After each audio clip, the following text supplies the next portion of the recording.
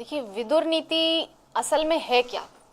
जब जब धृतराष्ट्र किसी समस्या में पड़ते थे, पांडव किसी समस्या में पड़ते थे, भीष्म देव तक किसी समस्या में पड़ते थे, तो विदुर जो समाधान उनको देते थे वही विदुर नीति है।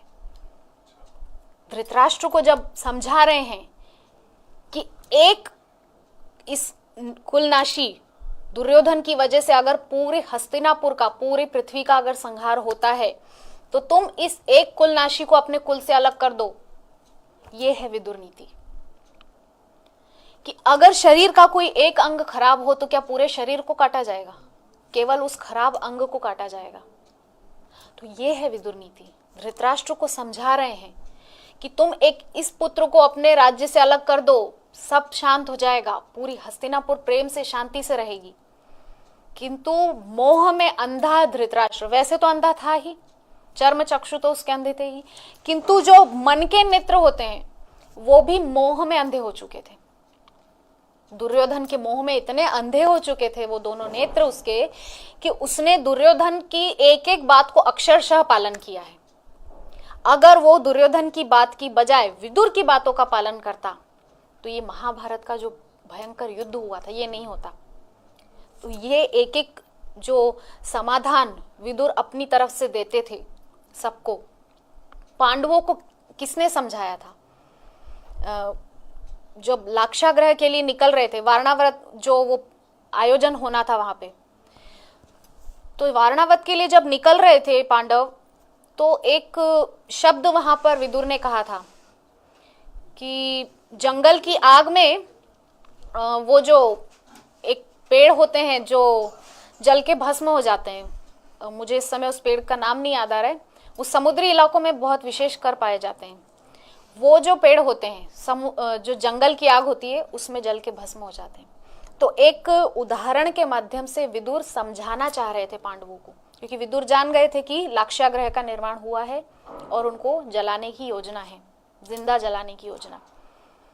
तो वहां धृतराष्ट्र जैसा राजा भी अपने पुत्र के मोह में अंधा होकर उसने भी लाक्षागृह के लिए आज्ञा दे दी। और युधिष्ठिर विदुर जी की बात को सोच रहे थे रास्ते भर कि आखिर विदुर काका ने ऐसा कहा क्यों, उसके पीछे कोई तो कारण है। तब आगे जाकर के वो सभी वहां जाके समझ गए कि आखिर क्या होना था। तो ये है विदुर नीति, जो आने वाले संकटों से हमको आगाह करे, हमको सचेत करे, वो है विदुर नीति। पूर्ण रूप से हम इसको समझ सकते हैं। और विदुर नीति की मेरे को जहाँ तक ध्यान है कि पुस्तकें भी उपलब्ध होंगी, आप पढ़ सकते हैं, गूगल में भी मिल सकता है। बहुत महत्वपूर्ण उसमें सब ज्ञान है जो हमारे सामाजिक, भौतिक, आध्यात्मिक जीवन को पुष्ट करने के लिए बहुत उपयोगी उसमें ज्ञान है। मेरे गुरु महाराज भक्तिचरण स्वामी गुरु महाराज एक सेमिनार में बोल रहे थे विदुर नीति के संबंध, विदुर नीति एक्चुअली है क्या। उसमें बोले ये जो हमारे फॉरेनर लैंग्वेज, मतलब विदेशी लैंग्वेज, इंग्लिश हो या लैटिन जो भी हो, तो जैसे हम लोग बोलचाल की भाषा में किसी से बात करते हैं वो तो हर कोई समझ जाता है, लेकिन अगर कोई फॉरेन लैंग्वेज का बात करे तो एवरीबॉडी, सभी नहीं समझ पाएगा, तो पार्टिकुलर व्यक्ति समझ जाएगा।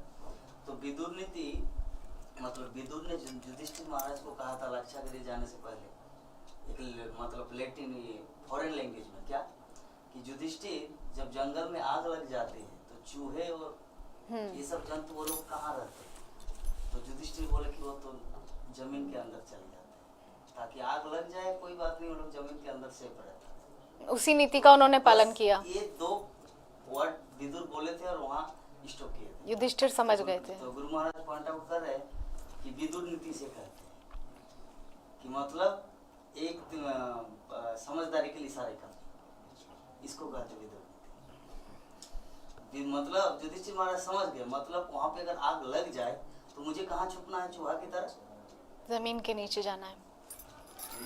तो कहने का तात्पर्य है कि कम शब्दों में पूरा ज्ञान का एक सागर उड़ेल देते थे विदुर।